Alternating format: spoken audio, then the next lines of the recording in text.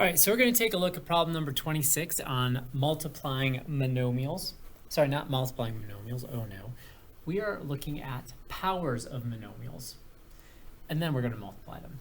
And we'll remember that we've taken a look at two different rules. We've seen the rule where we have a base taken to an exponent times the same base taken to an exponent, it's a y. And we know that in that case, we'll take our base and the exponent will be the two exponents added together. Well, then that's multiplying monomials. We also have seen that for powers of monomial, if I have my base, we're going to be multiplying our exponents. So we'll end up with a to the x times the y power.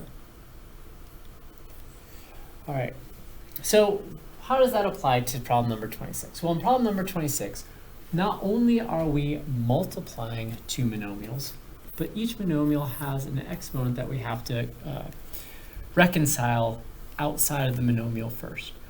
And please excuse my dear Aunt Sally, we have to do the exponents first. So the first thing I'm going to do is I am going to take 2 to the 4th power. Well, 2 times 2 times 2 times 2 is 16.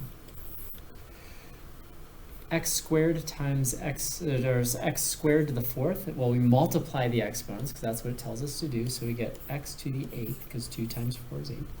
Y to the 3rd to the 4th power is y to the 12th because 3 times 4 is 12. So that's our first monomial. Our second monomial, we have -1 squared, just -1 times -1, which is 1. So I don't have to write the 1, but sure, let's go ahead and write it. X to the 1st squared is going to be x squared because 2 times 1 is 2. And then we have y squared to the 2nd power, so 2 times 2 is 4. All right, so now we're multiplying the two monomials together, and that's when we're looking at this rule right here. So 16 times 1 is 16. X to the 8th times x to the 2nd is x to the 10th.